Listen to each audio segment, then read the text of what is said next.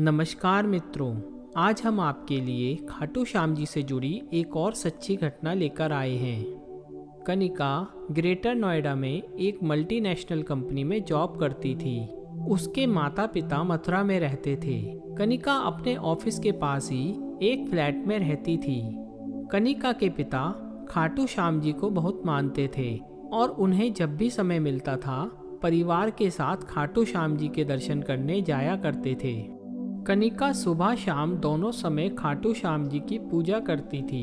कनिका क्योंकि अकेली रहती थी इसलिए उसके माता पिता खाटू श्याम जी से प्रार्थना करते रहते थे, हे बाबा हमारी बेटी की रक्षा करना। कनिका को जॉब करते काफ़ी समय हो गया था। उसे जब भी छुट्टी मिलती वह अपने माता पिता से मिलने चली जाती थी।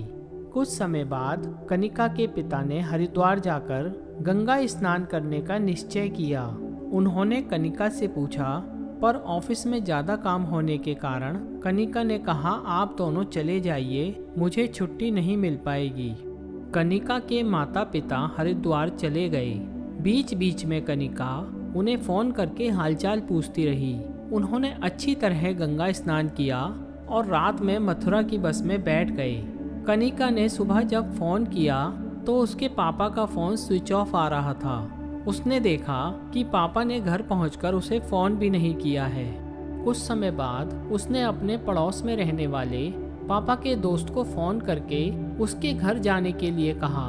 तब उन्होंने बताया कि बेटा आपके मम्मी पापा तो आए नहीं, घर पर तो ताला लगा है। कनिका को चिंता होने लगी। उसने कुछ समय इंतजार किया और वह घर पहुंच गई। दोपहर तक उसके माता पिता नहीं आए। शाम को वह पुलिस स्टेशन गई और अपने माता पिता की फ़ोटो दिखाकर उन्हें सारी बात बताई। तब इंस्पेक्टर ने बताया कि हरिद्वार से आने वाली एक बस का एक्सीडेंट हो गया है। आप रुड़की के अस्पताल चली जाइए, वहीं यह एक्सीडेंट हुआ है। कनिका वहीं रोने लगी। तब उसके अंकल कनिका को समझाने लगे। उन्होंने कहा, रात बहुत हो चुकी है, सुबह 5 बजे हम चलेंगे। कनिका रोते हुए घर आ गई। घर में काफ़ी लोग इकट्ठा हो गए थे। उसने किसी से बात नहीं की। वह खाटू श्याम जी के सामने जाकर बैठ गई और बाबा का ध्यान करके कहने लगी, मेरे माता पिता की रक्षा करो बाबा, उनके अलावा मेरा कोई नहीं है, मुझे अनाथ ना होने देना बाबा। इसी तरह वह प्रार्थना करते करते वहीं सो गई। सुबह वह जल्दी उठ गई और अंकल के साथ रुड़की चली गई। वहाँ सभी अस्पताल, पुलिस स्टेशन, सब जगह ढूंढा पर उसके माता पिता का कहीं पता नहीं चला। फिर वे लोग उस जगह पहुँचे जहाँ एक्सीडेंट हुआ था, पर वहाँ भी कोई नहीं था। कनिका का दिल बैठा जा रहा था। वह मन ही मन खाटू श्याम जी का नाम लेने लगी। उसने दोबारा पुलिस स्टेशन जाकर सभी घायलों की और यहाँ तक कि मरने वालों की भी लिस्ट चेक की, पर उसके माता पिता का कहीं पता नहीं चला। कनिका को लगा सब खत्म हो गया। वह हार कर घर वापस आ गई। मथुरा से भी वह बार बार पुलिस स्टेशन फ़ोन करती, पर उसके माता पिता का कोई सुराग नहीं मिल पा रहा था। वह सारा दिन खाटू श्याम जी के सामने दीपक जलाकर बैठी रहती। घर में कुछ रिश्तेदार आ गए थे जो उसे संभाल रहे थे, पर वह किसी से बात नहीं करती और सारा दिन मंदिर के सामने बैठी रहती थी। इसी तरह 5 दिन बीत गए। छठे दिन सुबह 7 बजे उसके पिता का फ़ोन आया कि वे मथुरा बस स्टैंड पर बैठे हैं, तुम गाड़ी लेकर आ जाओ, यहाँ कोई सवारी नहीं मिल रही है। कनिका को विश्वास नहीं हुआ। तब उसके पिताजी ने बताया, हम दोनों ठीक हैं। कनिका अपने अंकल के साथ बस स्टैंड पहुँची।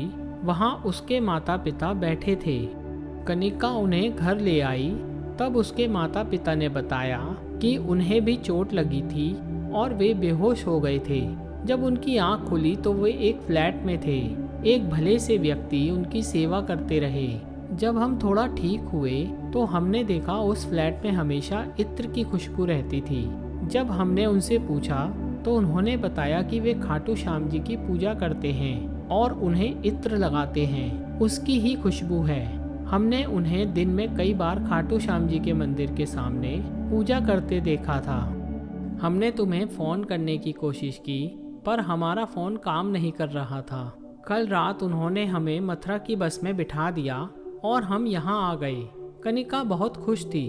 उसके माता पिता के घर आते ही बधाई देने वाले और हालचाल पूछने वालों की भीड़ लग गई। इस तरह कई दिन निकल गए। जब कुछ फुर्सत मिली तो कनिका ने कहा, पापा, हमें उन अंकल से मिलना चाहिए।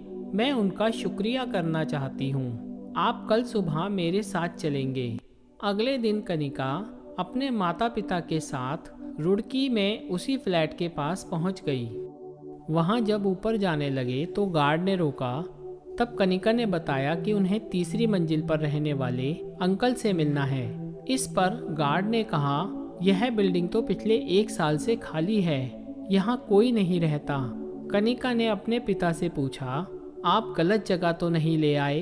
तब उसके माता पिता ने कहा, नहीं बेटी, हम इसी बालकनी में बैठकर यहाँ का सारा नज़ारा देखते थे। कनिका ने गार्ड से आग्रह करके तीसरी मंजिल पर चलने को कहा। वहां जाकर देखा कि कोई नहीं था। उसके पिता ने जब वह कमरा खोला जहां खाटू श्याम जी का मंदिर था, तो उन्होंने देखा वहां खाटू श्याम जी का मंदिर है और इत्र की खुशबू आ रही है। कनिका ने कहा, पापा, खाटू नरेश ने खुद आपकी सेवा करके आपको नई जिंदगी दी है। वे खुद आपका सहारा बनकर यहाँ रहे। तीनों की आंखों से आंसू बह रहे थे। उस दिन से उनका श्याम बाबा पर विश्वास और बढ़ गया। हे खाटू श्याम जी, अपने भक्तों पर सदा आशीर्वाद बनाए रखना, यही हमारी प्रार्थना है। जय श्री श्याम। दोस्तों, आपको ये वीडियो कैसी लगी हमें कमेंट बॉक्स में ज़रूर बताएं और इसे अपने मित्रों के साथ शेयर करें। साथ ही हमारे चैनल कथा अमृत को सब्सक्राइब करें। धन्यवाद।